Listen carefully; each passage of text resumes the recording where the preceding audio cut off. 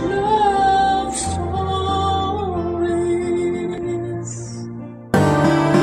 Lahat tayo ay nakagagawa ng mali, ngunit hindi ibig sabihin ay masamang tao na tayo.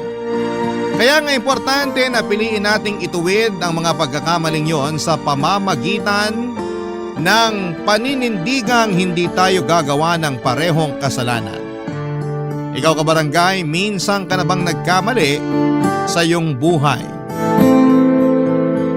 Dear Papa Dudut, magandang araw po sa inyo at sa mga kabarangay natin na avid listener ng Barangay Love Stories. Ako po si Vivian, 31 years old at taga San Juan. Isa po ako sa mga libo-libo ninyong subscribers online. Libangan ko na talagang makinig ng mga life and love stories ninyo dahil bukod sa nakaka-relate ako rito, ay meron din akong natututuhang aral. Kaya naman naisip ko na magbahagi rin ng sarili kong istorya na kabubulutan ng aral at inspirasyon ng mga kabarangay. Bukod sa akin ay nakikinig din pala sa programa ninyo ang Mama Judy ko. Nasa bahay lang naman kasi siya at ang pinagkakabalahan lang niya ay ang mga pa-order niyang pastries tulad ng cakes, cupcakes at iba pang mga tinapay. Pero wala naman siyang physical store. Habi lang niya talagang mag-bake hanggang sa naisipan naming magbenta dahil masarap naman talaga. At dahil nga sa sipag at tiyaga, samahan pa ng dedikasyon, naging kilala ang mga paninda ni Mama kaya dumami rin ang mga suki niya. Mahal na mahal ko ang mama ko. Siya lang kasi ang nagpalaki sa akin at bilang single parent ay saludo ako sa katatagan at determinasyon niya. Papa Dudut.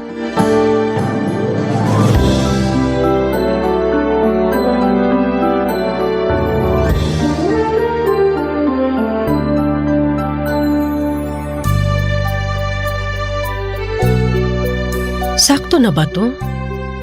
Ilan nga ba order ni Kumare? Hi, Ma! Oh, nandiyan ka na pala, nak. Late ka yata nakauwi. Opo. As usual, heavy traffic. Weekend na kasi. Pero buti na lang walang pasok bukas. Makakapagpahinga ako from corporate work. Oo nga. Kumain ka na. Nagluto ako ng paborito mong adobo. Wow! The best ka talaga! Pero mamaya na ako kakain. Gusto ko munang ilapat sa sofa tong likod ko. Ay, grabe, ang sarap! Kumaka-react naman to. Akala mo matanda na. Sobrang sakit pa ng likod mo? Bata-bata mo pa. Pag naranasan nyo mag-commute, hindi nyo na masasabing bata pa ako. Kasi naman, bago ako nakasakay ng UV kanina, pumila muna ako ng pagkahaba-haba. Ilang oras din akong tumayo kaya pati binti ko nangangalay na. Gusto mo bang pahiran ko ng eucalyptus oil yung binti mo? Naku, ako na po. Mukhang di na nga kayo magkanda-ugaga dyan sa mga pa-order nyo eh. Ang dami ah. Ah, ito ba? Oo, para raw sa dibo ng anak ng kumari ko. Kaya nga po, ako na lang magpapahaplas. Pero mamaya na kasi hindi pa ako nakakahubad ng pantalon, oh. So hassle. Ay nako, puro ka talaga mamaya. Sabi niyo nga sa akin, ang buong pangalan ko ay Vivian Mamaya. Tanda ko pa yon kahit matagal niyo nang sinabi sa akin. Buti naman kasi wala ka ng bukang bibig kundi mamaya. Lalim nun ah. May problema po ba? Wala naman. Huhulaan ko. Tungkol ba dyan sa mga pa-order mo? Hindi, walang kinalaman to ron. Sige, sasabihin ko na sa'yo. Ang totoo na stress ako doon sa tatay mo. Bakit po? Sabi na sasamahan daw ako sa pagde-deliver ng mga order sa akin. Pero biglang hindi matutuloy kasi pinapasama daw siya ng asawa niya sa kung saan. Ewan? Hayaan nyo na lang po si Papa. Lagi naman niya kayong pinapaasa eh. Magsasabi na sasamahan kayo tapos hindi matutuloy kasi biglang may lakad sila ng asawa niya. Naisip ko lang naman na sayang kasi makakatipid din ako sa pamasahe. Tsaka siya naman may sabi na kaysa ibayad ko raw sa iba, ihahatid na lang niya ako. Total, invited din naman ako dun sa birthday party. Hanggang ngayon ba naman nagpapapaniwala pa rin kayo sa mga sinasabi ni Papa? Mukha naman siyang seryoso. Mukha lang pero hindi talaga. Parang di nyo kilala si Papa, nuknukan ng sinungaling at paasa. Huwag ka naman magsalita ng ganyan sa papa mo, nak. At bakit hindi? Kasi tatay mo pa rin siya. Basta ako, hindi na naniniwala sa kanya, Ma. Lagi na lang napapako yung mga pangako niya eh. Pinapaasa niya lang tayo kaya nadala na ako. Tsaka, kaya naman natin yan kahit wala siya. Tutulungan ko kayo. Ako na rin mamamasahe para hindi nyo naalalahanin. Ay, wag na. Nakakahiya naman sa'yo. Mapapagastos ka pa. Wala pong kaso sa akin yun. Tsaka, pwede po bang tigilan nyo na yung pakikipag-usap nyo kay Papa? I mean, baka kasi malaman na naman ng asawa niya na may communication kayo tapos sumugod na naman yung dito't manggulo. Ayoko na pong maulit na pumunta siya rito tapos pinagsalitaan tayo na masama't masakit. Hindi ko lang kasi mapigilang kausapin ng papa mo. May mga araw kasi na namimiss ko talaga siya. Hindi pa po ba ako sapat? Ano bang sinasabi mo? Siyempre sapat ka na. Yun naman po pala eh. Kaya sana tama na. Tigilan nyo ng paghahabol kay Papa kasi kahit anong gawin natin, hindi niya tayo magiging priority. Kaya nga ako, hindi ko na siya masyadong iniisip eh. Para hindi na rin ako nasasaktan. Sinanay ko na lang sarili ko na wala akong tatay. Sana po ganun din gawin nyo. Mag-move on na kayo sa kanya kasi sino lang ba tayo sa buhay niya? Alam mo, tama ka. Dapat talaga matagal ko nang pinutol ang communication namin eh. At hindi na ako pumayag na kausapin niya. Tama ka, nak.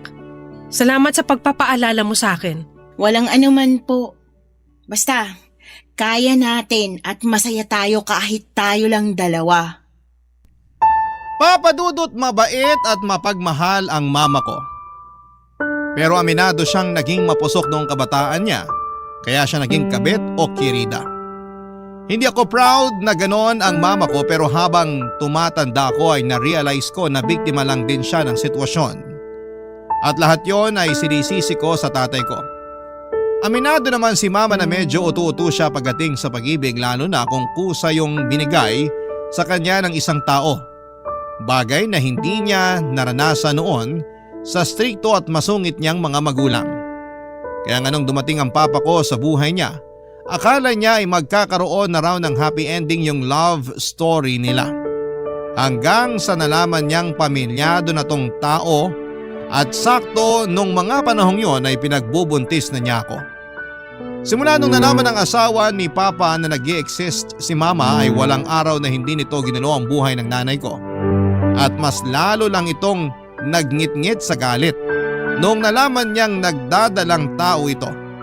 Inaway niya si Mama, iniinsulto at pinagsasalitaan ng masama katulad ng mababang uri raw na klase ng babae. Walang class, cheap at pumapatol sa may asawa. Pasalamat na lang ako sa tatay ko kasi hindi niya kami inabandona. Binigyan niya kami ng apartment na tinitirhan namin hanggang ngayon habang siya ang nagbabayad ng renta. Pero hindi siya nakatira sa apartment kasama namin dahil hindi naman niya kami totoong pamilya. Doon na nga nagsimula ang pagtatampo ko sa tatay ko. Tapos nadagdagan lang yon nung sinabi sa akin ni Mama yung totoo naming estado sa buhay niya. Fast forward. Lumaki akong walang father figure kaya aaminin kong naging sabik ako sa pagmamahal ng isang ama. Nagkaroon ako ng daddy issues na masasabi kong naman ako sa mama ko. Nag-enjoy akong makarinig ng validation mula sa mga professor kong lalaki noong college ako. Pero at the same time ay ilag din ako sa kanila. Ewan ko, Papa Dudut, pero meron akong thinking na manloloko lahat ng lalaki. Kaya nga NBSB ako. Nagbago na lamang lahat noong makilala ko si Tommy, supervisor namin sa pinagtatrabahuhan kong private company bilang admin staff, Papa Dudut.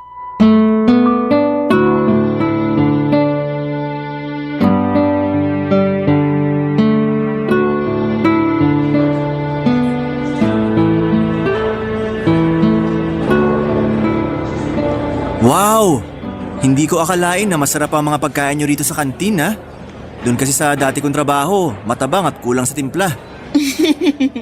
Nako sir, yun din talaga unang komento ko nung first time ko rito. Kaya nga dito na ako laging nanananghalian. Huwag mo na akong tawaging sir kapag tayong dalawa lang, Vivian.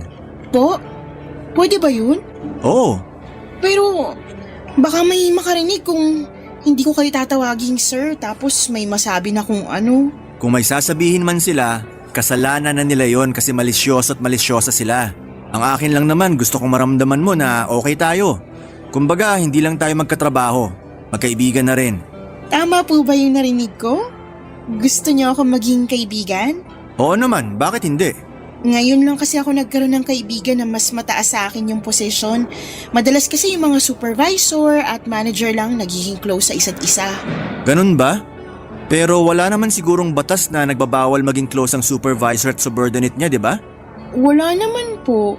Kaya nga. Kaya bakit hindi tayo maging close? Sa bagay. Naninibago ka lang kasi balita ko. Masungit daw yung pinalitan kong dati niyong bisor. Tapos hindi pa sumasama sa mga labas niyo tuwing may okasyon. Ay opo. Gusto nun mapag-isa lagi tapos mas close siya sa mga matataas. Lagi rin kaming sinusungitan kaya hindi po kami komportable sa kanya pag nandyan siya. Kaso patay na po siya. Kaya wag na natin masyadong pag-usapan para respeto na rin. Sige, anong gusto mo pag-usapan natin? Po? Naku, ano nga ba? Wala akong maisip na topic eh. May boyfriend ka na ba? Wala pa po. Pero nagkaroon ka na. Hindi pa rin. NBSB po ako. Ano yung NBSB? No boyfriend since birth. May nanligaw naman sa akin pero hindi ko sinasagot. Mas focus kasi ako nun sa pag-aaral ko. Pero nakagraduate ka na at working ngayon. Bakit wala ka pa ring boyfriend? Wala pa kasi ako nagugustuhan. Siguro may pagkapihikan ka. Siguro nga po pero di naman masama yun, diba? Hindi naman. Importante nga na kilalanin mo yung manliligaw mo. Para wala kang pagsisiyan sa dulo sakaling meron pala siyang tinatagong sikreto. Sikreto kagaya ng ano po? Na may iba pala siya. Nako, parang tatay ko lang yan. Talaga? May ibang babae ang tatay mo? Meron po pero nanay ko po yung ibang babae. Kasi kasal na yung papa ko sa asawa niya nung nagkakilala sila ng mama ko. Tapos ayun, nabuntis niya si mama at pinagrenta kami ng apartment. Pero hindi namin siya kasama kasi nga may pamilya talaga siya. Ang lungkot naman nun. For sure hindi alam ng mama mo na kasal na pala yung papa mo. Opo, kaya nga hindi ko rin magawang magalit sa nanay ko dahil lang naging kabit siya. Para sa akin, kasalanan yung lahat ng papa ko. Kaya siguro hirap din ako magtiwala sa mga lalaki kasi iniisip ko lahat pwedeng magloko. Hindi naman lahat. Paano na lang kami mga tunay na good boy, di ba? Talaga? Good boy kayo? Oo naman. Kaya dapat baguhin mo na yung tingin mo sa lahat ng lalaki. Papadudot na una ako ng 2 taon kay Tommy sa company namin.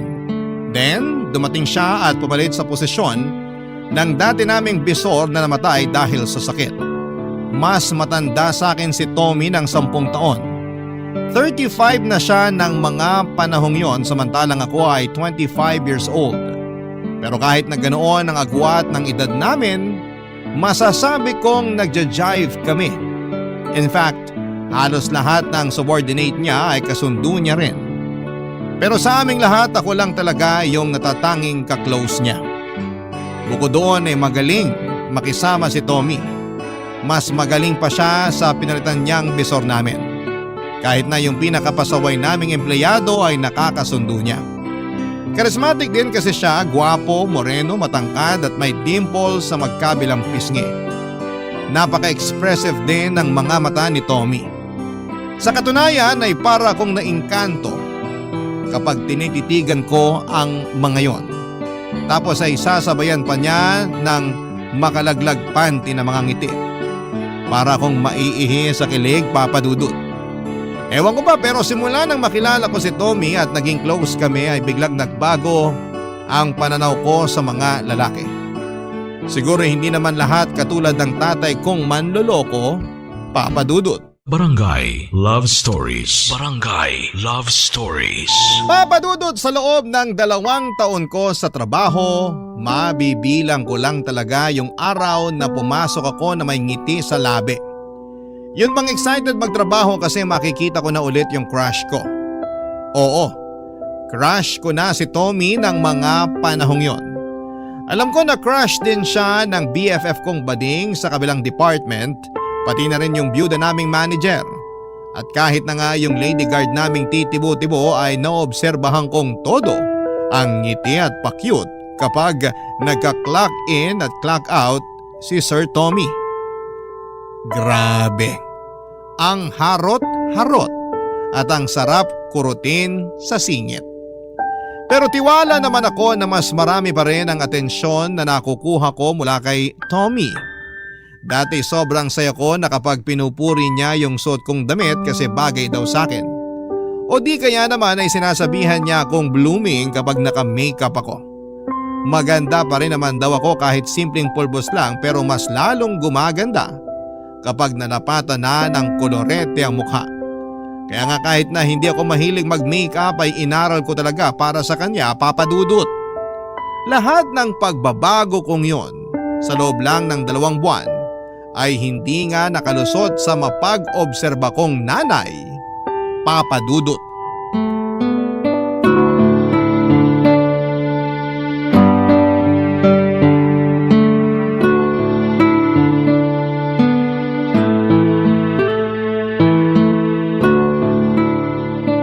Nako, siguro may boyfriend ka na kaya panay makeup mo, ano? Ma, naman. Hindi ba pwedeng dahil feel ko lang kasi maganda pala ako pag naka-makeup? Maganda ka kahit walang makeup. Kaso, mas maganda pala pag meron. Tsaka, baka panahon na rin para matuto ako mag-makeup. Hindi yung pulbos lang at lipstick yung alam kong i-apply sa mukha ko. Okay, pero hindi ako naniniwala na wala kang pinagagandahan. Dumaan din naman ako sa ganyan, nak. Kaya sabihin mo na lang sa akin kung meron ka na bang boyfriend. Mama mo ko, karapatang ko malaman yun. Kinonsensya mo pa talaga ako. Ano na nga? Meron na ba? Wala pa nga po, pero may nagugustuhan na ako. Talaga? Ako, dalaga na yung anak ko. Dalaga naman po talaga ako. Palagay niyo sa akin. Na-excite lang naman ako kasi akala ko wala ka ng plano mag-asawa. Pero buti naman may nagugustuhan ka na. Opo, pero complicated kasi. Tsaka, baka di kayo pumayag. Bakit naman hindi ako papayag? Kasi boss ko siya at katrabaho ko. Wala namang kaso sa akin yun, nak. Basta single yung boss mo. Single naman po. Eh, ilang taon na ba? Yun po yung isa pang problema. Kasi mas matanda siya sa akin ng 10 taon eh. 35 na po siya. Sigurado ka bang wala pa siyang asawa? Kasi nasa edad na siya. Wala pa nga po. Wala naman siyang binabanggit eh. Siguraduhin mo lang kasi mahirap pumasok sa gulo na kagaya ng pinasukan ko. Hindi naman po ako siguro aabot sa ganun, ma. Eh, matanong ko lang, bago lang ba siya sa inyo? Kasi ang tagal-tagal mo na dyan sa trabaho mo pero wala ka naman nakukwento na nagugustuhan mo. Kaya inisip ko baka baguhan sa inyo. Ay, opo. Bago lang po. Gaano ka bago? 2 months. Tommy pa pangalan niya, siya yung pumalit sa dati naming bisor na namatay. Ano ka mo? Namatay na yung dati niyong bisor? Opo. Naku, kawawa naman. Parang nakwento mo pa lang na nagkasakit siya tapos wala na pala siya. Nakakagulat nga po. Pero yung Tommy na yan, kumusta naman bilang bago niyong bisor? Mabuti po kasi mabait siya at kasundo namin. Tapos kahit 35 na siya, mukha pa rin siya nasa 20s. Mas baby face pa siya sa akin, ma. Talaga? May picture ka ba niyan? Patingin nga. Sige po, ito nasa phone ko. Wow, oo nga. Hindi halata yung edad niya. Di ba? Ang cool niyang manamit, ang pogi niya po, no? Oo, pogi nga. Pero ang tanong ko, gusto ka rin ba niya? Sakit niyo naman magsalita. Sagutin mo na lang yung tanong ko kasi mamaya baka ikaw lang yung may gusto sa kanya. Hindi ko pa po masabi pero close kami. Kaya siguro nagkagusto ako sa kanya. Pero paano kung magka-developan kami? Ayaw niyo po ba sa kanya? Hindi naman sa ayaw ko sa kanya. Ayaw ko lang mapahama ka sakaling may sabit siya. Tama na yung ako na lang yung naging kabit. Wag na ikaw. Papa Dudut, aaminin kong hindi ko naging priority na alamin kung may asawa o wala si Tommy. Kasi base sa obserbasyon ko ay binata siya. Walang tinitext o chinachat na misis o girlfriend at lagi niyang sinasabi na mag-isa lamang siya sa tinitirhan niyang apartment. Bukod doon ay wala rin naman siyang nababanggit kaya sigurado kung wala siyang sabit. Malinis din ang Facebook account niya kung saan kami friends. Walang kahina-hinala pero dahil sa sinabi ni Mama, bigla akong nakaramdam ng pag-aalala. Moderno na ang panahon, hindi na dapat basta-basta naloloko ang mga kababaihan. Alam ko na concern lamang si Mama sa kapakanan ko dahil ayaw niyang matulad ako sa kanya. Nakabit na kung tawagin ang mga legal wife ay cheap, walang class at mababang uri ng mga babae. Hindi naman kasi talaga maganda ang maging isang kabit at makasira ng pamilya. Alam ko kasi yung pakiramdam na simula pagkabata ay tampulan ng tukso ng mga kaklase ko dahil wala kong tatay dahil kabit lang daw ang nanay ko. Kaya nga never akong pumasok sa relasyon kasi natatakot akong magkamali. Pero ewan ko, nang dumating si Tommy sa buhay ko ay para kong ibon na nakawala sa hawla. At naging malaya. At gusto ko ang pakiramdam na yon, kaya naman tinuloy ko pa rin ang feelings ko sa kanya. Kahit na may agam-agam ako sa dibdib. Hinayaan kong magka-developan kami ni Tommy, Papa Dudut. Inakit ko siya hanggang sa umamin siya sa akin na nagugustuhan na niya ako. Siyempre sinunggabang ko na yung pagkakataon na agad ding umamin sa kanya. Naging kami pero nakiusap siya sa akin na itago muna namin ang aming relasyon. Lalo na at pinagbabawal yon sa opisina namin. Kaya lang pagkalipas lamang ng 2 linggo ay may nalaman ako na labis na nagpaguho ng aking mundo. Kasal na pala si Tommy at nakabakasyon lang sa ibang bansa ang asawa niya. Nalaman ko yon nang makita ko ang wedding picture nila sa drawer niya nang minsan niya akong sinama sa apartment niya, Papa Dudut.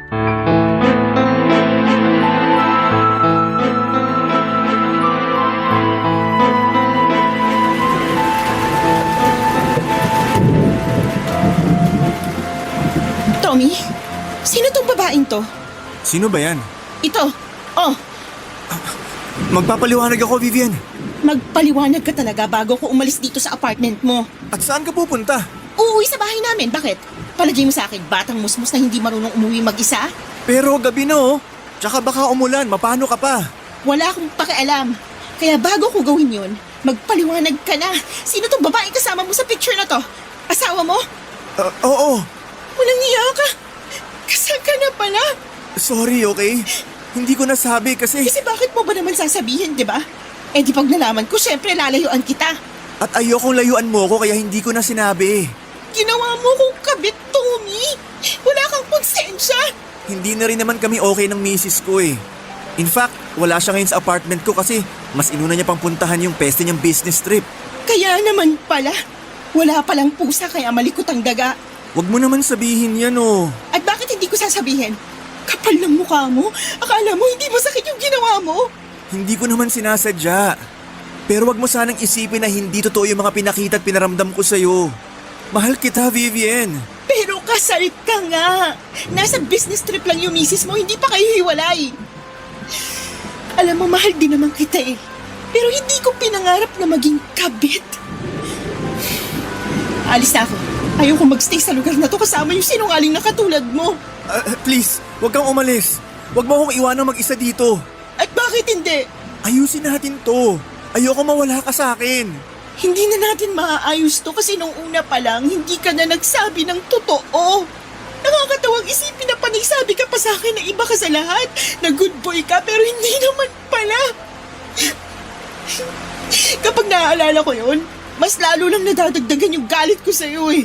Nagawa ko lang naman yun kasi hindi ko na kayang pigilan yung feelings ko sa'yo eh. Ewan ko pero na-realize ko malaking pagkakamali talaga na pumayag ako magpakasal sa asawa ko kahit hindi ko naman siya mahal.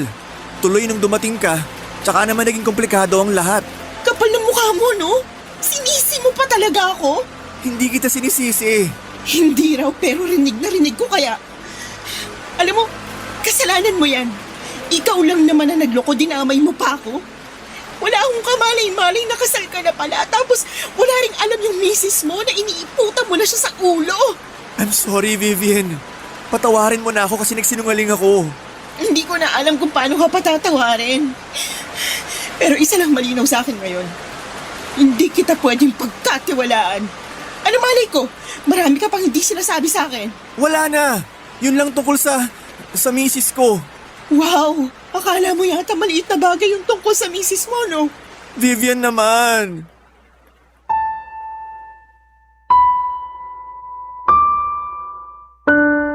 Papadudot, 1 year na palang kasal si Tommy pero dahil busy ang misis niya sa mga business trip nito ay unti-unti na raw nawawala yung pagmamahal niya rito. At lahat ng yon ay napunta na raw sa akin, kaya naman ayaw niyang pumayag na maghiwalay kami. Mahal ko na rin naman siya noon at masakit talaga sa akin na tapusin ang aming relasyon. Pero ayokong maging isang kabit. Mali ang maging kabit at kahit kailan ay hindi yun magiging tama kahit na sabihin mong nagmamahalan pa kayo ng taong gustong gusto mo. Pero matigas ang ulo ni Tommy. Hindi niya tinanggap ang pakikipaghiwalay ko. Mas naging mapilit pa siya sa akin. Buti na lamang at profesional pa rin siyang kumilos sa trabaho kaya hindi halata na may something sa aming dalawa. Pero pansin na rin ng mga kasamahan ko sa trabaho na iniiwasan ko siya. Minsan ayoko na talagang pumasok sa opisina kasi makikita ko na naman siya. Nakakatawa na dati-rati inspired at excited po ako na makita ko siya, pero matapos kong malaman ang lahat ay parang gusto ko na lamang mag-awol at hindi na magpakita pa sa pinagtatrabahuhan naming dalawa, Papa Dudut. Barangay Love Stories. Barangay Love Stories. Papa Dudut, dahil makulit at mapilit si Tommy ay pinagbigyan ko siya na makipagkita sa kanya noong nagsabi siya na gusto niya akong makausap. Sakto weekend kaya nagpunta kami sa isang restaurant sa Tagaytay.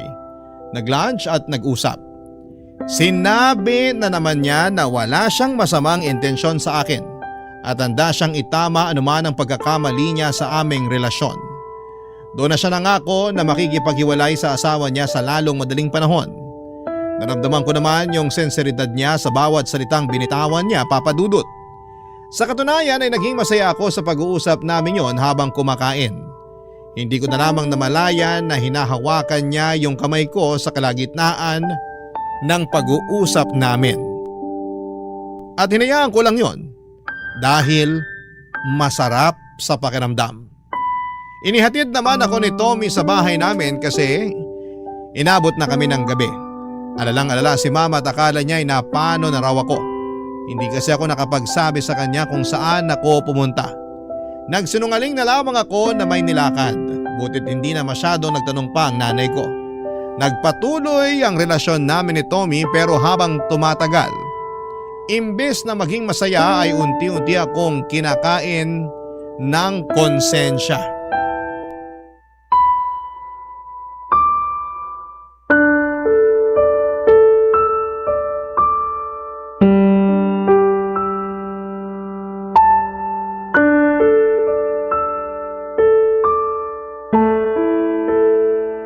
Sakit ka ba? Wala naman po. Bakit po? Kasi hindi na kita nakikita nagme-makeup katulad dati. Manaman eh. Seryoso nga. Tsaka napansin ko mas madalas ka nang nakasimangot kaysa nakangiti. Sabihin mo may problema ka, no? Wala. Ay, wag ka magsisinungaling sa akin, nak. Kilala kita, nanay mo ko. Opo, may problema nga po ko. Tungkol ba yan sa inyo ni Tommy? Sandali, kumusta pala kayo? Nanliligaw pa rin ba siya? Hindi na po kasi naging kami na. At hindi mo man lang sinabi sa akin? Plano ko naman pong sabihin kaya lang... Kaya lang ano? Hiwalay na po kami. Bakit? Kasi nalaman ko may asawa na siya. Ha? Teka sandali, paano mo nalaman? Nakita ko yung wedding picture nila sa apartment niya. Lagi raw umaalis at nasa business trip yung asawa niya kaya nawalan na lang siya ng gana sa relasyon nila. 1 taon pa lang sila kasal. Napakawalang hiya ng lalaking yan. Sana noong una palang sinabi na niya para nakaiwas ka na. Yun nga, Ma. Kasalanan ko rin naman kasi hindi ako naging maingat. Tapos nagtiwala pa ako at naniwala sa mga sinabi ni Tommy. Ganyan naman yung mga lalaking yan eh. Magagaling magtago ng sikreto. Pero itong Tommy, apaka-amateur. Pero mo biglang bumalandra yung wedding picture nila ng asawa niya sa mukha mo. Baka tinuro talaga sa'yo ng anghel mo yon. Kasi gusto kanyang protektahan laban sa lalaking yun, nak. Ewan ko po, pero sa ngayon naguguluhan ako. Bakit naman? Akala ko ba hiwalay na kayo? Oo nga po, pero nagkausap kami. Nakipag-usap ka sa kanya? Opo, ang kulit niya kasi kaya pinagbigyan ko na.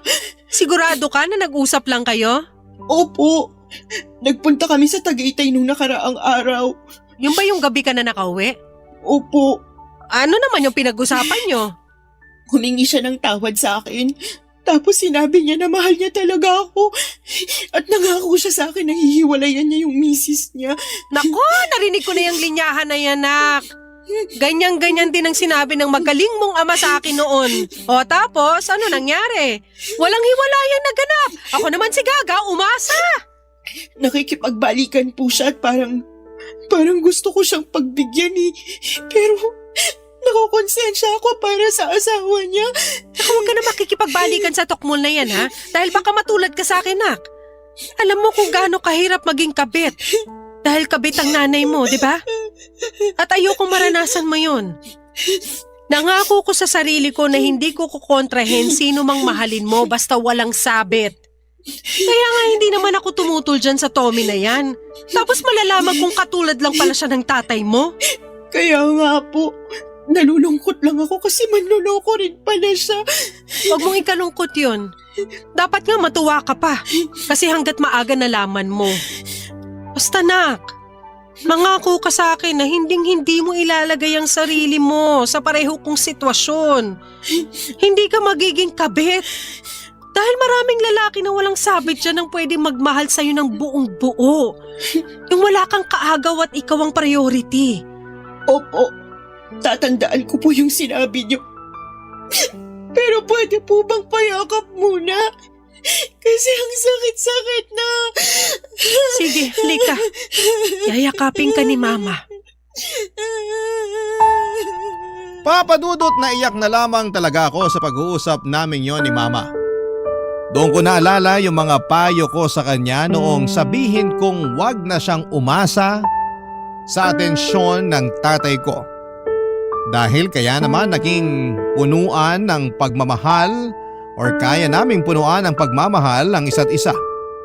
Para akong sinampal ng realidad dahil ako mismo ay nakalimot sa mga yon nang hayaan kong mahulog ako sa patibong ng pagmamahal ng isang lalaking may asawa na. Kaya nga thankful ako kay Mama dahil nandyan siya para magpayo sa akin ang dapat at tama kong gawin. Doon ako nag-decide na gusto ko na talagang tapusin ang lahat sa amin ni Tommy. Bagaman hindi naman kami nagkabalikan, ayoko nang palalimin yung namumuo kong feelings sa kanya ng mga panahong yon.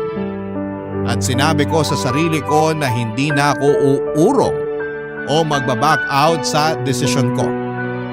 Kaya naman kinausap ko ulit si Tommy at sinabi ko ang desisyon ko, pero sa ikalawang pagkakataon ay hindi siya pumayag.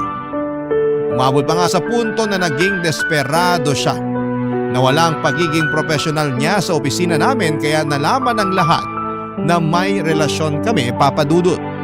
Hiyang-hiya ako kasi ayoko talaga nung pinagchichismisan. Tapos kinausap pa kami ng HR manager namin na itigil namin ang relasyon namin dahil alam nilang may asawa na si Tommy. Nanliit talaga ako ng gusto ng araw na yon. Kaya nag-early out ako at umiyak na nagsumbong sa nanay ko pag uwi ng bahay. Pagkalipas nga ng ilang minuto ay biglang kumatok si Tommy sa pinto namin. Gulat na gulat kami ni Mama dahil hindi ko alam na sinundan niya pala ako pauwi. Nakiusap siya sa amin ni Mama na kausapin namin siya, kaya pinapasok namin siya sa loob ng bahay.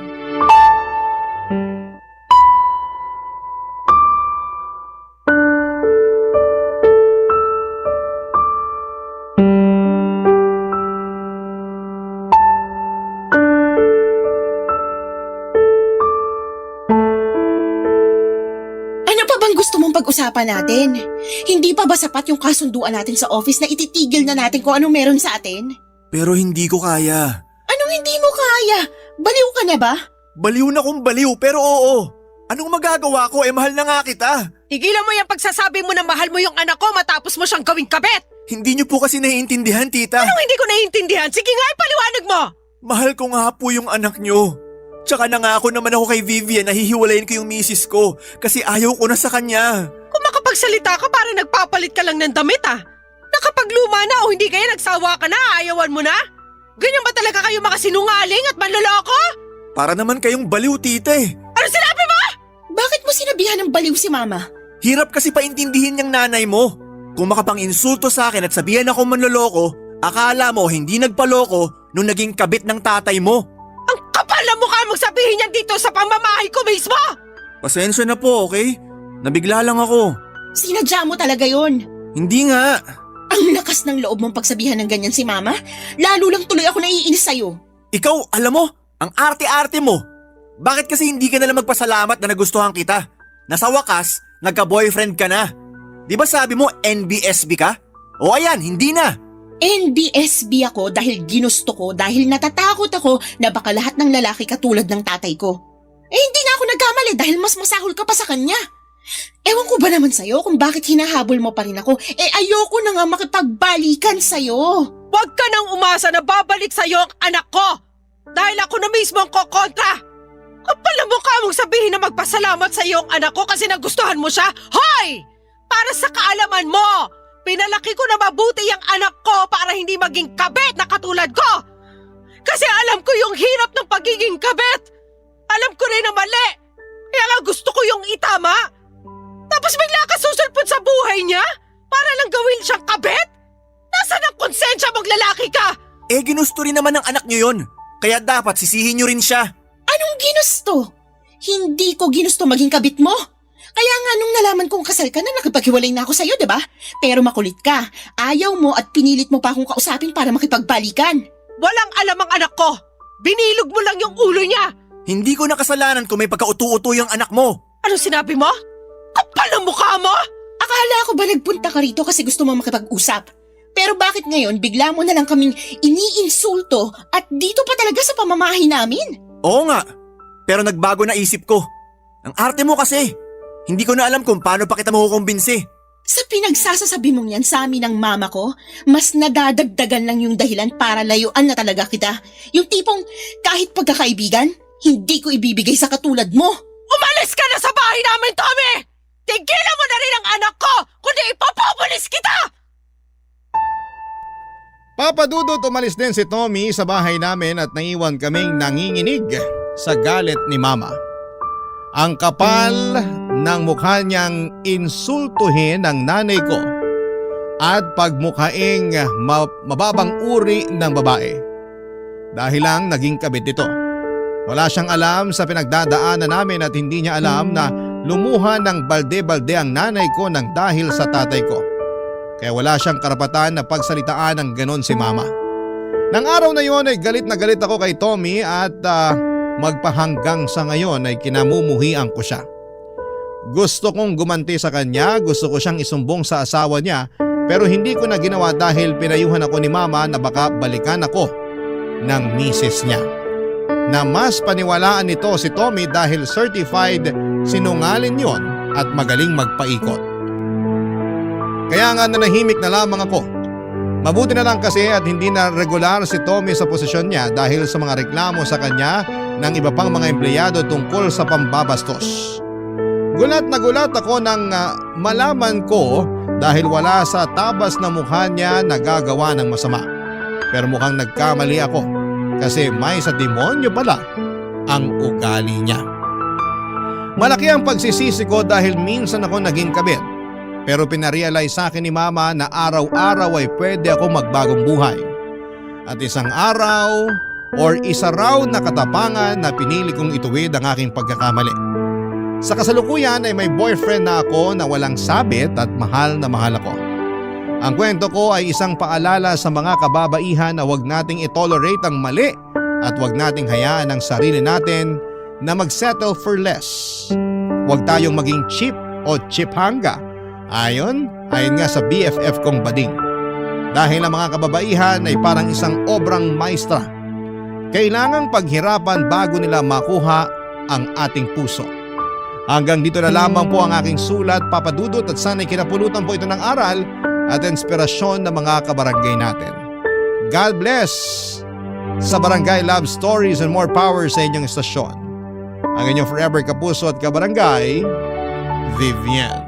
Barangay Love Stories. Barangay Love Stories. Kwentuhan naman tayo dito sa comment section. Nagustuhan ng iyong napakinggan? Ituloy yan via live stream sa www.gmanetwork.com/radio. Barangay LS 97.1 forever.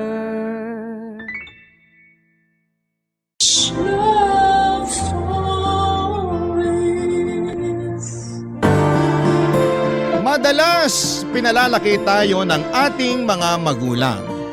Minsan sila ang pinalalaki natin. May kasabihan nga na mas mahirap pang turuan ang matatanda kesa sa mga bata. Ikaw kabarangay, marunong ka bang makinig sa payo ng nakababata sa'yo? Dear Papa Dudut, maagang nagmamature ang isang bata kapag hindi nagagampanan ng tama ng mga magulang ang responsibilidad nila sa kanilang mga anak. Yan ang eksaktong karanasan ko sa buhay na gusto kong ibahagi sa programa ninyong Barangay Love Stories. Sana ay meron akong ma-inspire sa aking istorya at kapulutan nito ng aral ng mga kabarangay natin. Pero bago tayo pumunta doon ay magpapakilala muna ako sa inyo. Tawagin niyo na lamang po ako sa pangalang Prince, 26 years old, at isang seaman. Tubong Pangasinan ang pamilya namin pero sa Manila na ako nag-aral. Nasa barko ako ngayon at pagkatapos ng trabaho ay libangan ko na talagang mag-scroll online habang nakikinig sa inyong programa. Nakakawala kasi ng homesick at naaaliw ako sa mga istoryang tinatampok ninyo. Sa katunayan, nahawaan ko na nga sa pagkahilig kong makinig sa inyong programa ang kaibigan at katrabaho ko na Pinoy din. Tapos isang beses ay nabanggit niya na subukan ko raw magpadala ng kwento sa inyo dahil pang teleserye daw ang buhay ko. Pero bago ako nag-email sa inyong estasyon ay pinag-isipan ko muna yon ng mabuti. Magsisimula ang lahat noong 19 years old pa lamang ako. Noong time na yon ay papunta ako sa bahay ng tiyahin ko na kapatid ni nanay na nasa Maynila para doon tumira habang nag-aaral. Doon din kasi ako nakahanap ng part-time job bilang pump attendant sa isang 24/7 gasoline station malapit sa lugar na yon. Bali nakapasok ako doon sa tulong ng tiya ko na may kakilala na nagtatrabaho doon. Pero dahil nga laking probinsya ako at hindi sanay sa buhay lungsod, ay aminado akong natatakot pa ako at nag-aalala. Papa Dudut.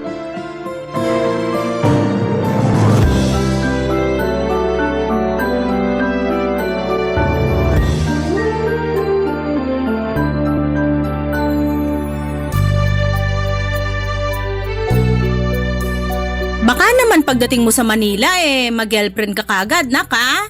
Na hindi naman po pagka-girlfriend ang ipupunta ko ron. Pag-aaral po tsaka pagtatrabaho.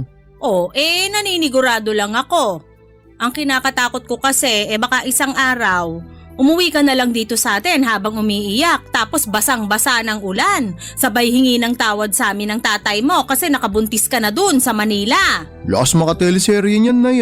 Masyado namang dramatic, ate. Dramatic ba yon? Kalimitan gano'n naman talaga ang mga eksena. Oo nga, pero ang OA nung basang-basa sa ulan, ano yan, parang katulad sa mga pelikula? Pwede rin. Kahit kailan puro ka talaga kalokohan. Hoy, baka nakakalimutan mo ako ang ate sa ating dalawa. Kung makapagsalita ka dyan na puro ako kalokohan. Bakit hindi ba? Tsaka hindi ko naman nakakalimutan na ikaw ang ate sa ating dalawa, pero kalmahan mo lang, okay? Hindi ko naman pababayaan si Prince doon. Akong bahala sa anak mo. Salamat kung ganon. Basta anak, huwag kang mabubuntis doon ha. Bata ka pa Huwag mo akong tularan na sa edad na 19 nagkaanak na. Mangako ka sa akin, huwag kang mambubuntis doon. Ay, pangako po. Buti na yung nagkakaintindihan. Para namang wala kang tiwala sa anak mo.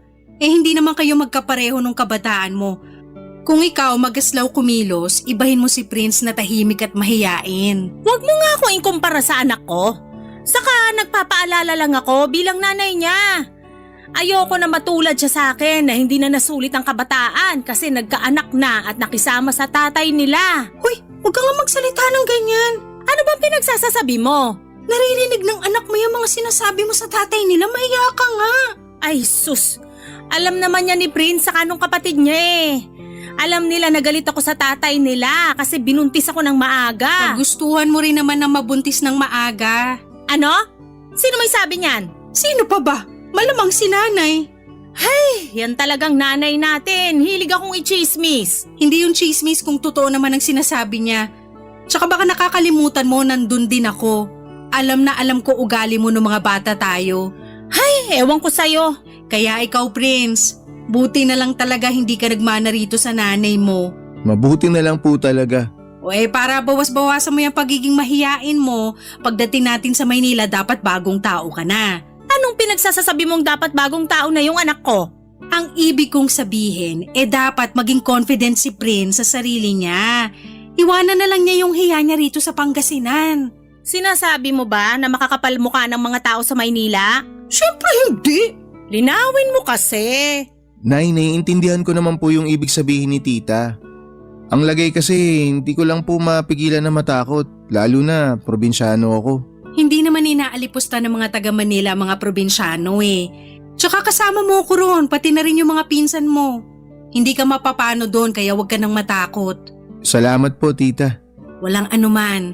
Yun naman pala Ayos na, wala nang problema. Magpakalalaki ka lang, nak. Magiging maayos ka doon. Ano ba namang klaseng payo yan, ate? Ano na naman bang mali sa sinabi ko, ha? Para kasing wala ka nang sinabing matino. Ay, nako, lagi-lagi na lang, oo. Kailan kaya ako may masasabing matino? Ay, naku ka rin. Nay, tita, pwede po ba wag na kayo mag-aaway? Hindi naman kami nag-aaway. Ganito lang talaga kami magbanding ng nanay mo. Oo nga. Kahit nung maliliit pa kami, ganito na talaga kami. Masyado kasing kontrabulati ang tiya mo sa lahat ng mga sinasabi ko. Kontrabulati ka dyan. O bakit? Totoo naman Sabihin mong hindi. Hindi naman talaga. Ay sus! Lokohin mo na ang lasing, wag lang ako. Papadudot, pangarap ko na talagang magtrabaho sa barko at malibot ang buong mundo. Pero mahirap lang ang pamilya namin. Magsasaka ang tatay ko sa bukid na hindi namin pag-aari. Ang nanay naman ay nagtitinda ng gulay sa tabing kalsada kung saan ay ginawan siya ni tatay ng maliit na kubo para may masilungan siya at mapaglagyan ng mga paninda niya. Meron akong nakababatang kapatid na babae na delay mag-isip. Kaya nga maaga rin akong namulat sa realidad ng buhay at nag-aasam na isang araw ay may aahon ko sa kahirapan ang pamilya namin. Kinatagalan ay naging maayos naman ang paninirahan ko sa Maynila kasama ang pamilya ng tiyahin ko. Nung una ilang lamang ako sa mga pinsan ko kasi tahimik at seryoso akong tao. At dahil mas bata sila sa akin ay nandoon ang kakulitan nila na sa huli ay kinasanayan at kinaaliwang ko na lamang. Naalala ko kasi sa kanilang bunso kong kapatid na nami-miss ko ng panahong yon.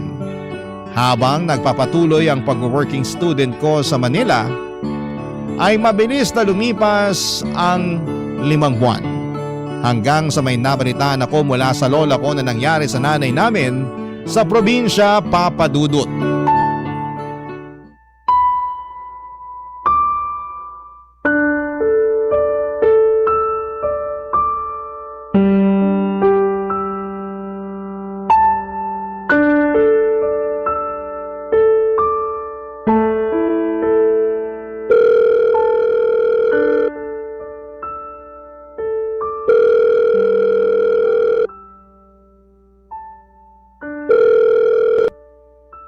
Oh, hello, nak! Hello, Nay. Kamusta ka dyan sa Maynila? Ayos naman po ako rito. Bakit ka napatawag? Nay, may nabalitaan po kasi ako galing kay Lola. Tungkol po sa inyo. Pambihira naman si nanay, pati dyan sa Maynila nakakarating ang chismis. At kailan ka pa nahilig sa chismis? Alam niyo naman po na wala akong kahilig-hilig sa chismis, kaya nga po napatawag na ako sa inyo para kumpirmahin kung totoo ba'y nakarating na balita sa akin. Ano ba kasi yon? Dali-dalian mo at busy ako sa pagtitinda dun sa kubo natin. Istorbo ka eh. Dumayo pa pinsan mo rito sa bahay na nakasimangot kasi raw gusto mo akong kausapin. Akala ko naman emergency. Hay, ano na isasabihin mo? Totoo po ba, Nay, na sumayaw-sayaw daw kayo sa harap ng mga construction worker na gumagawa ng bahay malapit dyan sa atin? Meron daw kasing kapitbahay na nakakita sa inyo tapos nagsumbong kay Lola. Ang kwento pa ni Lola, nung sinipul-sipulan daw kayo ng mga construction worker, mas lalo pa kayong ginanahan magsayaw. Ano kasi, nak? O ba't ganyan kayo sumagot, Nay? Ibig sabihin totoo nga. Oo, pero... Anong pero? Kayo naman, Nay, hindi na kayo nahiya sa mga ginagawa nyo. Wala namang nakakahiya sa ginawa ko. Sumayaw lang naman ako, di naman ako naghubad. Nakakahiya po na sinisipulan kayo ng mga construction worker tapos sinayawan nyo sila. Imbis na mabastusan kayo, ginanahan pa kayo na magsayaw lalo. Hindi ko naman naririnig yung sipol nila. Ang naririnig ko noon yung malakas na tugtog ng radyo nila. Kaya di ko na napigilang mapagiling. Saka alam mo naman na talentado ako sa pagsasayaw, di ba? Sayang, walang nakamana sa inyong magkakapatid. Palibasa, parehong kaliwa ang mga paa nyo. Nay, pwede ba wag nyo ibahin yung usapan? Hindi ko naman iniiba eh. Magkarugtong pa rin yung pinag-uusapan natin. Ay, ewan ko sa inyo, Nay. Para kayong bata akong umasta. At ikaw, para kang matanda umasta. Biruin mo, tumawag ka lang para sermonan ako? Pambihira. Baka nakakalimutan mo ako pa rin ang nanay sa ating dalawa rito. Anak lang kita, kaya bakit mo ako pinagsasabihan, ha? Nag-aalala lang naman ako sa inyo, Nay, kaya ako kayo pinagsasabihan ng ganito. Ayoko lang na mabastos kayo ng kung sino-sinong lalaki dyan sa atin. Walang nambabastos sa akin dito, no? Subukan lang nila kung di ko sila sinuntok sa mga mata nila. Naku, papangahan ko rin sila at aapakan ko pagkalalaki nila. Mabuti na po yung nagkakaintindihan tayo. Aba, talaga namang nanay mo ako, ha? Huwag mo na ako ulit tatawagan kung ganyan lang sasabihin mo. Kahit na concerned ka pa sa akin, sinasabi ko sa'yo, matanda na ako para malaman ng tama at mali. At sa pagkakaalam ko, walang mali sa ginawa ko. Kung natuwa sa akin yung mga construction worker at napasipol pa sa sayaw ko, edi mabuti. At least naaliw ko sila. Nakapagbigay saya tong nanay mo. Kung ganong klase ng pagpapasaya po yung sinasabi nyo, mabuti pa wag na lang. Ikaw naman, masyado kang konserbatibo. Dapat nga po kayo yung mas konserbatibo sa akin eh, dahil babae kayo, nanay pa kayo. Hindi lahat ng babae konserbatibo, no? Ibahin mo ako kasi hindi ako ganon. Saka, naiinis na ako, ha? Wala na ba tayong ibang pag-uusapan kundi yan tungkol sa sumbong sa'yo ng lola mo? Kasi kung oo, abay sinasayang mo lang laway ko. Ay, sorry po, Nay. Sorry ka dyan. Sa susunod mag-isip ka muna bago ka tumawag dito sa atin. Lalo na kung hindi naman pagkakakitaan yung sasabihin mo. Alam mo namang mas mahalaga ngayon ng pera lalo't nagigipit na kami rito. Po? Di ba kapapadala ko lang sa inyo nung nakaraang linggo? Magkano lang ba yon? Sige nga. Akala mo sandamakmak yung pinadala mo kung makapagtanong ka ng ganyan. Sa susunod, pwede bang laki-lakihan mo naman padala mo, nak? Nay, alam niyo naman na part-time lang ako dito, di ba? Yung sumusobra lang po sa sahod ko, yung kaya kong ipadala sa inyo. Ay, kaya nga wag mo nang sayangin ang oras ko dahil kailangan ko pang magtinda doon. Sige na, ibababa ko na to. Masyado ka madaldal. Kaloka kang bata ka. Bye! Papadudot masakit na ang ulo ko bago ko pa lamang kausapin si nanay noon sa cellphone at mas lalo pang nadagdagan ang sakit ng ulo ko matapos ng pag-uusap namin. Na-stress talaga ako sa kanya dahil para siyang bata na nagpapasaway ng mga panahong yon. Napaisip tuloy ako kung sino sa kanila ng bunso kong kapatid ang delay mag-isip. Counting background lang sa nanay ko, 19 years old pa lamang siya nang pinanganak ako. Kaya naman 38 years old pa lamang siya ng panahong yon. Base sa mga kwento ni Lola at ng tiyahin ko, noong kabataan daw ng nanay ko ay talagang lapitin na siya ng mga kalalakihan sa barangay namin. Yung ibang araw ay dayo pa. Maganda kasi si nanay kaso'y magaslaw kumilos kaya laging tinatawag na maharot ni lola. Pero nagbago ang lahat nang nabuntis siya ni tatay at pinagsama sila sa iisang bubong. Bata pa lang ay naririnig ko na ang madalas na pagtatalo ng mga magulang ko. At ang dahilan noon ay ang paninisi ni nanay kay tatay dahil maaga raw siya nitong binuntis. Kaya hindi na niya nasulit ang kanyang pagiging dalaga. Barangay Love Stories. Barangay Love Stories. Papa Dudut, hindi regular na umuwi sa bahay namin si tatay dahil malayo ang bukid na pinagsasakahan niya. Madalas stay-in siya sa maliit na kubo na tinayo niya doon ng 2 o 3 araw.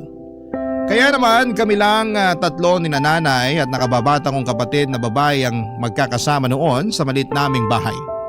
At nung umalis nga ako, si nanay na lamang at ang kapatid ko ang naiwan.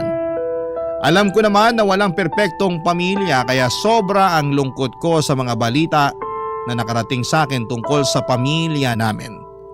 Bukod kasi sa nauna na naming pinagtalunan ni nanay sa cellphone ay may nalaman pa ako mula kina lola na dahilan kung bakit nagngingit-ngit ako sa galit ng panahon na yon.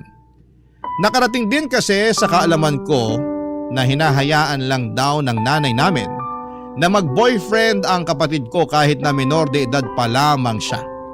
Bilang kuya, nagwo-worry ako ng husto para sa nakababata kong kapatid kaya nga tinawagan ko ulit si nanay para kumprontahin at tanungin tungkol sa iba pang balita na nakarating sa akin, Papa Dudut.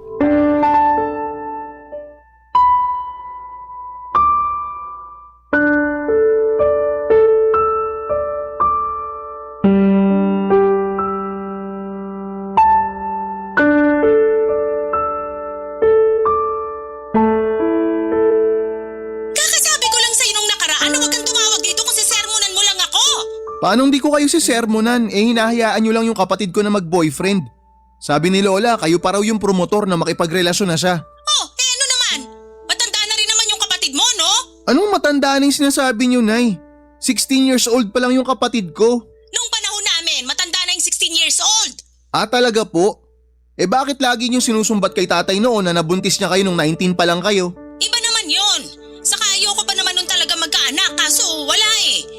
Nabuntis ako nung magaling yung ama. Kaya nga po, wag niyong igaya sa inyo yung kapatid ko. Boyfriend pa lang naman. Hindi pa mabubuntis kapatid mo kaya kumalma ka nga. Masyado kang mainit dyan eh. Pati ako na nanay mo sinisigawan mo. Grabe ka talaga sa akin. Hindi naman po ako magkakaganito kung maayos kayo dyan eh. Naturingan kayong nanay pero mukhang kayo pa yung nagpapahamak sa kapatid ko. Hinay-hinay ka sa pananalita mo ha. Sumusobra ka na. Saka pinagsasasabi mong ipapahamak ko ang kapatid mo tinanong ko siya kung gusto na niya magka-boyfriend. Oo raw kasi sa kanilang magkakaibigan, siya na lang yung walang kapareha. Naiinggit daw siya at pakiramdam niya na pag-iiwanan na siya. Tinanong ko kung may nanliligaw ba sa kanya kaso wala. Duda rin ako na may magkakagusto sa kapatid mo kasi may pagka-slow yun mag-isip, di ba? Alam mo naman yun? Kaya nga po mas lalong dapat hindi nyo siya nirereto kung kani-kanino eh. Dapat mas pinoprotektahan nyo siya para di siya maabuso. Hindi naman kung sino-sino yung nirereto ko sa kapatid mo, nak. Kakilala natin. Saka suki ko nanay nun sa mga gulay na paninda natin. Lagi pa nga nilang pinapakyaw mga paninda ko kapag may handaan sa bahay nila eh. Wala po akong pakialam, Nay. Tsaka wala po itong kinalaman sa paninda nyo na pinapakyaw nila. Bata pa yung kapatid ko para magkaroon ng boyfriend. Mamaya utuin lang siya nun tapos buntisin siya. Ay, masyado ka namang ano dyan. Hindi nga mabubuntis kapatid mo. Siyempre hindi ko hahayaan. Saka kung mabuntis, sinisigurado ko na pananagutan siya nung anak ng suki natin. Yan talaga katwiran nyo? Na mukha namang pananagutan ng boyfriend sakaling mabuntis yung kapatid ko? Ay, ewan ko na talaga sa inyo, Nay. Mas ewan ko sa'yo, no? Kainis ka. Ngayon na nga lang tumawag tapos nagagalit ka pa sa akin. Paano di ako magagalit kung ano-anong pinag-aagawa nyo dyan?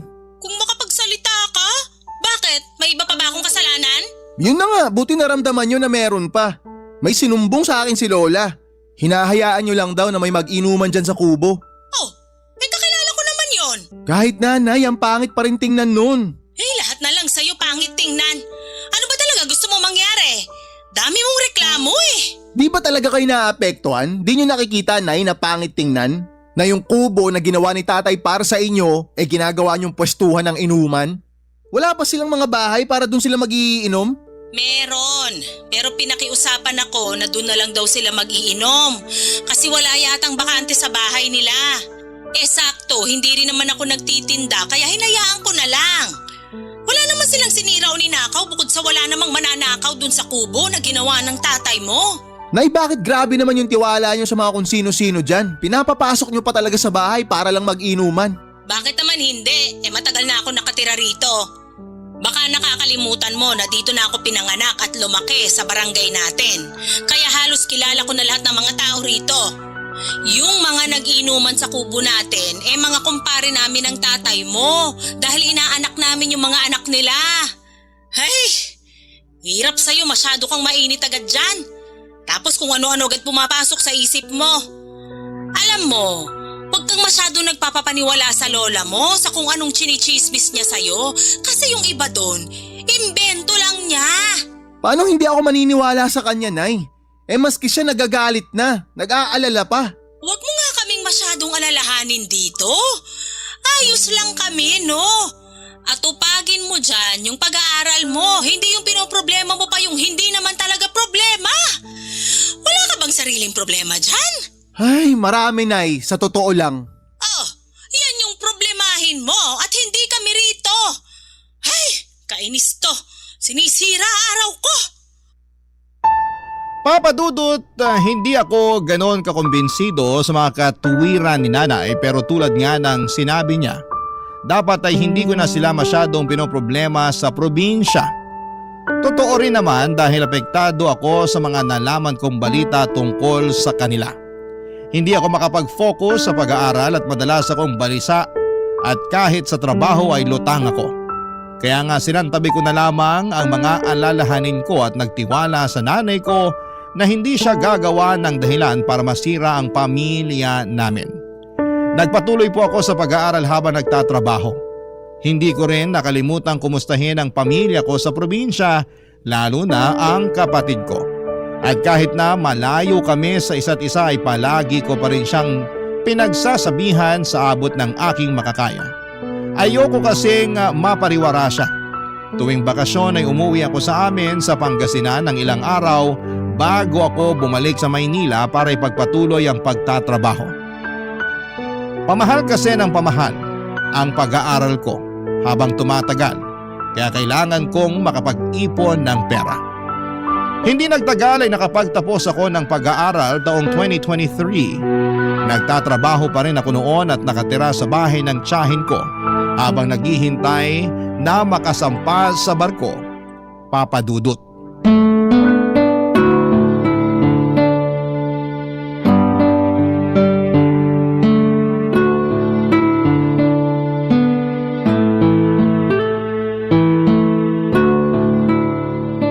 Pasensya ka na, Prince, kasi hindi pa natutuloy yung sampa mo sa barko. Nagkaproblema kasi yung kakilala ko kaya hindi ka pa mailakad sa agency nila. Okay lang po yun, tita. Wala naman po tayong magagawa kung yun po yung nangyari. Oo eh. Biglaan kasing pagkakasakit niya pero nangako naman siya na pag gumaling siya, asikasuhin daw niya agad yung requirements mo. Yun pa lang po na gusto niya akong tulungan, tita. Malaking bagay na po yun para sa akin. Kaya nagpapasalamat po ako ng marami. Sa ngayon maghintay na lang muna tayo at magdasal na wag masyadong tumagal yung proseso. Yun po yung ginagawa ko kahit na sobra akong pinipressure ni nanay. Bakit?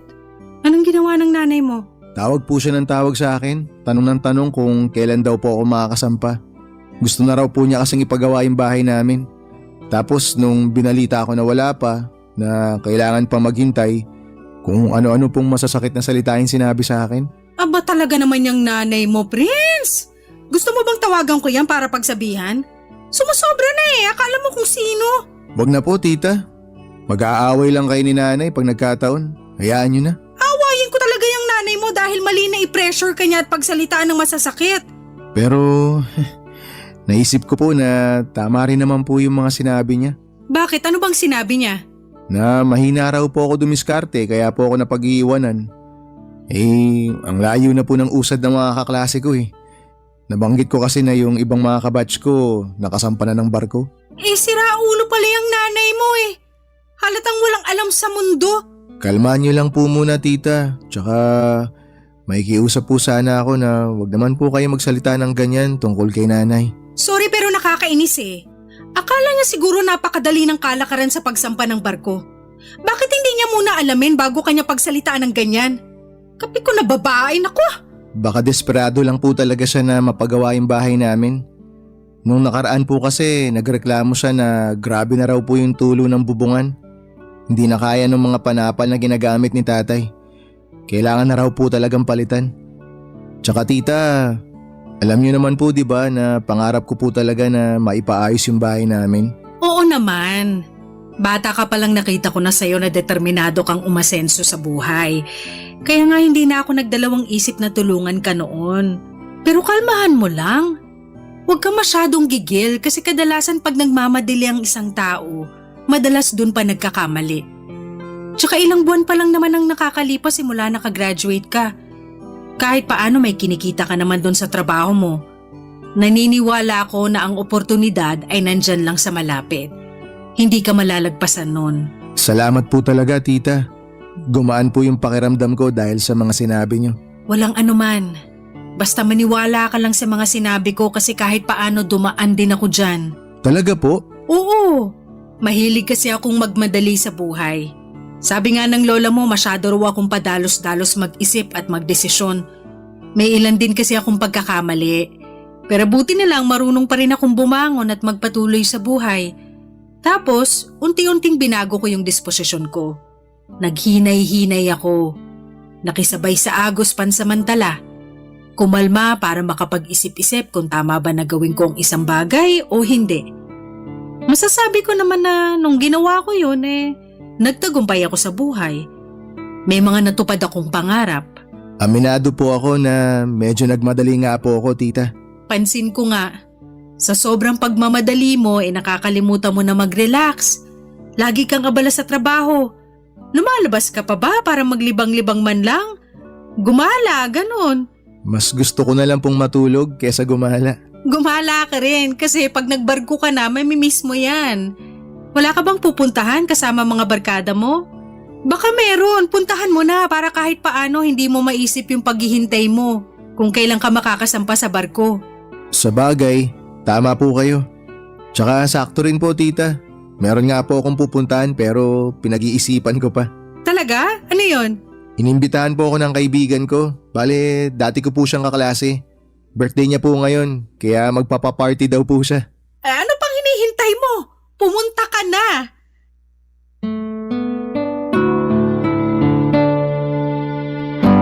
Papadudot na lungkot talaga ako noong hindi natuloy ang pagsampa ko sa barko pero buti na lamang at dinamayan ako ng tiyahin ko. Malaki ang utang na loob ko sa kanya dahil siya na ang tumayong magulang ko habang nasa Maynila at nag-aaral pa lamang ako noon. At kahit nag-graduate na ako ay hindi pa rin siya napagod na tulungan ako. Kaya nga sinabi ko sa sarili ko na balang araw ay ibabalik ko ang mabubuti niyang ginawa sa akin. Habang naghihintay kung kailan ako makakasampa ay sinunod ko ang payo ng tiyahin ko na maglibang muna at pumunta sa naturang birthday party ng kaibigan at dati kong kaklase sa college. Sa naturang party na yon ay nakilala ko ang pinsan niyang babae na aminado akong nagustuhan ko kagad sa unang pagkikita pa lamang namin. Hindi nagtagal ay niligawan ko siya at makaraan ng 2 buwan ay sinagot na niya ako. Masaya ako dahil nagkaroon ako ng inspirasyon para magpatuloy at magsumikap sa buhay, Papa Dudut. Barangay Love Stories. Barangay Love Stories. Papa Dudut, mas matanda sa akin ang 3 taon ang girlfriend ko. Bali 27 years old na siya ng panahong yon at single mother. Isa rin siyang teacher kaya labis ang respeto ko sa kanya bukod sa mag-isa niyang tinataguyod ang 2 niyang anak. Kung tatanungin ninyo ako kung issue ba sa akin ang pagiging single mother niya ay hindi ang sagot ko. Mahal ko ang girlfriend ko at umahanga ako sa kanya kaya naman pinagmamalaki ko siya. Pinakilala ko siya sa tiyahin ko na masayang masaya sa unang beses pa lamang ng pagkikita nila. Tapos kinuwento ko na rin siya at ang mga anak niya sa nanay ko na nasa probinsya na nagsasabing excited daw siyang makilala ang girlfriend ko ng personal. Kaya nga noong taon ding yon ng 2023 ay umuwi kami ng girlfriend ko sa Pangasinan kasama ang dalawa niyang anak upang maipakilala ko na siya sa pamilya ko doon. Kaya lang, biglang nag-iba ang ihip ng hangin para sa nanay ko matapos niyang malaman ang pinagdaanan ng girlfriend ko.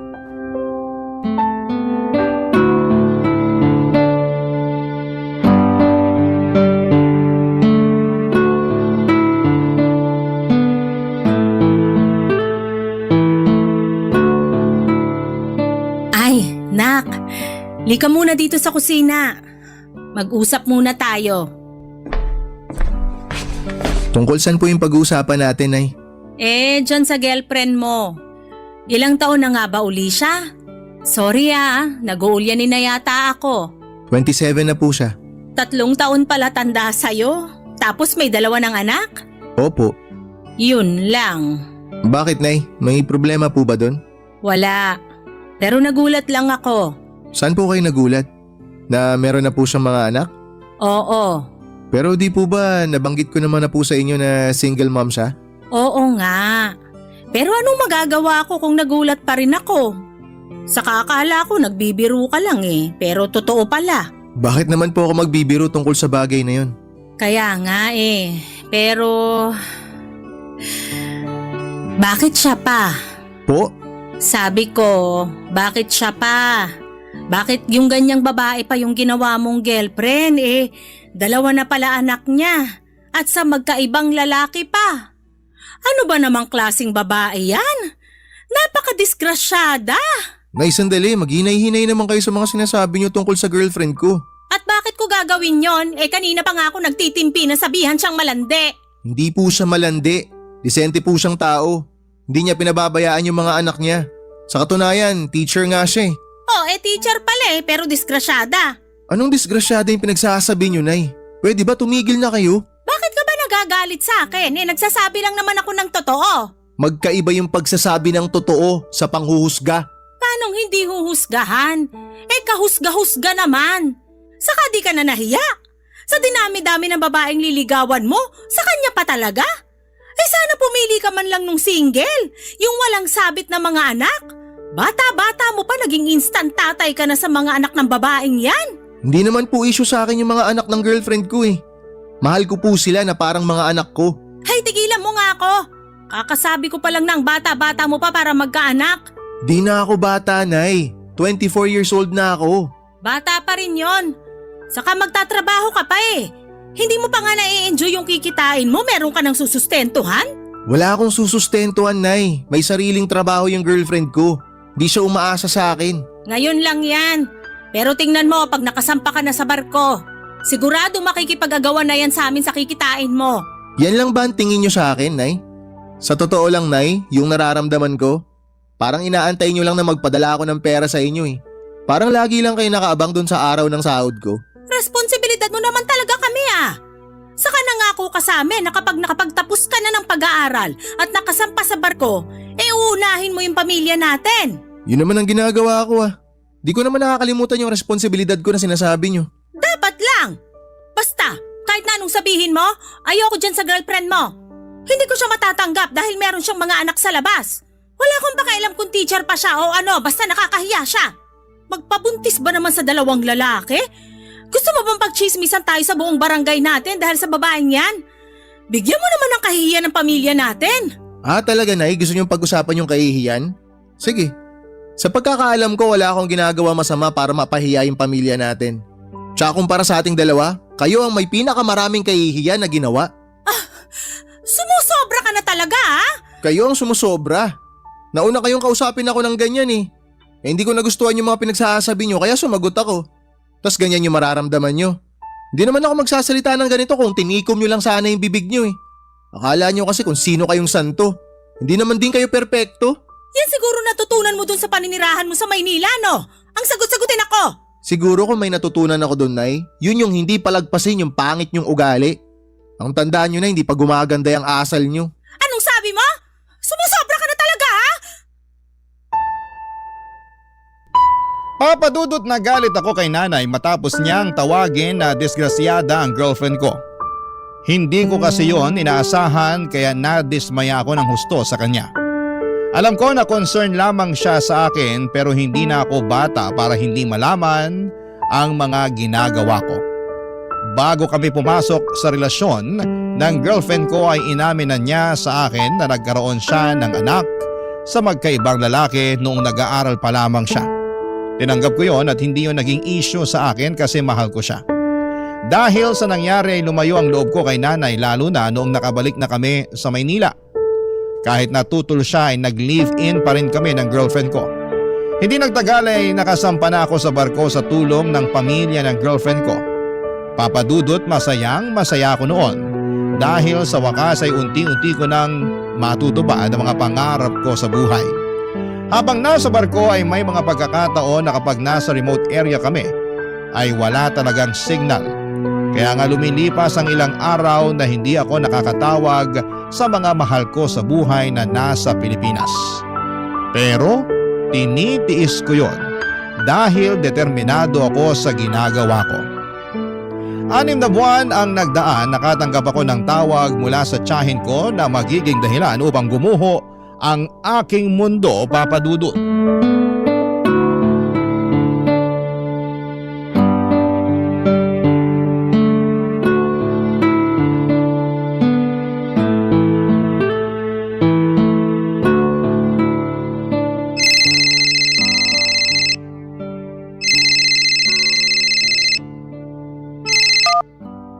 Hello po, tita. Hello, Prince? Naku, buti na kontak na kita. Pasensya na po kayo, hirap kami sa signal nung mga nakaraang araw. May nadaanan po kasi kaming bagyo. Nakadaong kami ngayon, tita, kaya may signal dito. Kaya nga buti na lang sinwerte rin. Nung nakarang araw pa kasi kita gustong makausap. May ibabalita kasi ako. Tungkol saan po, tita? Si tita naman, sabihin nyo na, ano po ba yun? Tungkol sa nanay mo. Ano pong meron sa nanay ko? May nangyari po ba? Meron siyang kagagahan na ginawa pero kami-kami lang ang nakakaalam. Hindi to alam ng tatay mo kaya sana kumalma ka lang muna ha. Tita, hindi ko po maipapangako nakakalma ako. Depende po yan sa sasabihin nyo.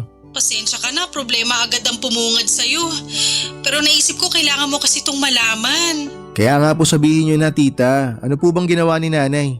Nahuli kasi siya ng lola mo na may kinakalantaring iba dun sa kubo nyo na pinaglalagyan ng panindan yung gulay. Namukhaan daw ng lola mo yung lalaki at hindi yun yung tatay nyo. Ha? Sino po yung lalaki, tita? Suki ng nanay mo, yung kumpare niya, Kuno. Sigurado po ba kayo dyan? Baka naman po na malikmata lang si lola. Hindi lang daw niya kasi isang beses nahuli na may milagrong ginagawa doon pa mismo sa kubo sa kalaliman ng gabi. Mga 3 beses na raw. Syempre wala dyan yung tatay nyo, di ba? Kaya ayun, malayang nagagawa ng nanay nyo yung gusto niyang gawin. Hindi ko akalain na magagawa yan ni nanay. Hindi na siya nahiya. Pero hindi lang yun ang nangyari na dapat mong malaman kasi meron pa na sa tingin ko mas malaking problema eh. Ano po yung mas malaking problema na yan, tita? Buntis ang nanay mo. Buntis siya? At naniniwala kami ng lola mo na hindi sa tatay mo yung bata sa sinapupunan niya. Kasi pinaako ni ate sa tatay niyo yung bata. At sinabi niya na anak nila yun kahit hindi. Kaya nga ang alam ng tatay niyo nabuntis niya ang nanay niyo. Tita, hindi ako makapaniwala na magagawa ni nanay yun kay tatay. Na magagawa niya yun sa pamilya namin. Nakakahiya. Ako nga rin eh. Hindi ko lubos maisip paano niya nasikmura na magpagalaw sa iba may asawa siyang tao. Sorry kung ngayon ko lang sinabi sa'yo. Sumitsyempo pa kasi ako eh. Baka kasi pag uwi mo rito magulat ka na lang bigla na may kapatid ka na nang wala sa oras. Tapos nito lang din sinabi sa akin ni nanay yung totoo. Sinubukan daw niyang itago matapos siyang pakiusapan ni ate na huwag magsusumbong sa tatay niyo. Kinumpronta kasi siya ni nanay at pinaamin sa kasalanan niya. Kaya nagkaaminan sila. Hindi lang daw talaga kinaya ng konsensya ng lola mo na pagtakpan ng nanay niyo. Kaya sinabi niya sa akin. Ako naman sinabi ko sa'yo. Hindi ko po alam kung ano sasabihin, tita. Gulat na gulat pa rin ako sa binalita niyo eh. Parang hindi pa siya napoproseso ng utak ko. Ang bilis kasi ng mga pangyayari. Pasensya ka na kung binigyan pa kita ng alalahanin dyan sa barko. Sana pala tinikom ko na lang yung bibig ko. Hindi, ayos lang po yun tita. Mabuti nga po at naglakas kayo ng loob na sabihin sa akin eh. Mas maganda po talaga na nalaman ko na kung ano yung totoo. Para hindi ako mukhang tanga pag uwi ko dyan. Napapaniwalain nila ako na anak nila ni tatay yung dinadala niya. Hindi ko rin alam kung anong pumasok sa isip ni ate. Kung bakit siya nagkaganon. Kung kailan siya tumanda tsaka siya gumawa ng mga bagay na ganyan. Buong akala namin ng lola niyo natuto na siya sa mga karanasan niya pero mukhang hindi pa rin pala. Papadudot pagkatapos ng pag-uusap naming yon ng tiyahin ko ay hindi ko na napigilang mapahagulhol dahil sa sama ng loob sa nanay ko. Paulit-ulit ko siyang tinatanong sa isipan ko kung bakit niya nagawa sa pamilya namin ang ganong klase ng bagay.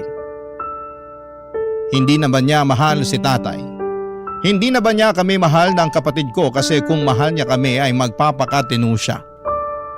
Ang sakit-sakit na malayo ako sa mga mahal ko sa buhay pero kailangan kong magsakripisyo para mabigyan sila ng maayos at maginhawang buhay. Tapos ganong klaseng balita lamang ang malalaman ko. Sa katunayan ay parang nagkatroma na nga ako sa tuwing tatawag ang tiyahin o lola ko sa cellphone dahil ang nasa isipan ko ay baka may kung ano na namang pangit na balita ang sasabihin nila sa akin. At hindi nga ako nagkamali dahil 2 buwan ang nagdaan ay nalaman ko na lamang na nakunan si nanay at namatay ang baby sa kanyang sinapupunan. Ayon sa tiyahin ko ay naging sensitibo raw ang pagbubuntis niya at dinugo siya ng husto. Kaya nung araw na yon ay nawala rin sa kanya ang anak niya sa ibang lalaki. Alam ko na masakit yon para kay nanay pero noong nalaman kong labis na nagluluksa si tatay sa pagkawala ng anak na hindi naman sa kanya galing ay bigla na lamang akong kinain ng matinding konsensya. Hanggang ngayon, iniisip ko pa rin kung isusumbong ko sa tatay namin ang kataksilan ng aming nanay. Maraming salamat po Papa Dudut sakaling mapili po ninyong i-area ang storya ng buhay ko at sana mapayuhan po ako ng mga kapuso natin kung dapat ko pa bang sabihin sa tatay ko ang nalalaman ko.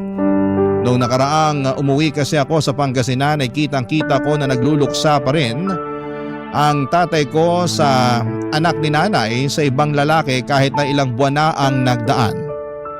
Pagkatapos noon ay lalong lumalim ang galit ko sa nanay ko dahil sa kasalanan na ginawa niya sa amin. Hanggang dito na lamang po ang sulat ko and more power and God bless sa inyong istasyon. Ang inyong forever kapuso at kabarangay, Prince. Barangay Love Stories. Barangay Love Stories. Anong say mo sa Barangay Love Stories na ito? Pagkwentuhan natin sa comment section yan. Nagustuhan ng iyong napakinggan? Ituloy yan via live stream sa www.gmanetwork.com/radio.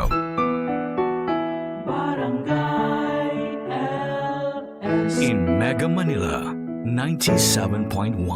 Forever.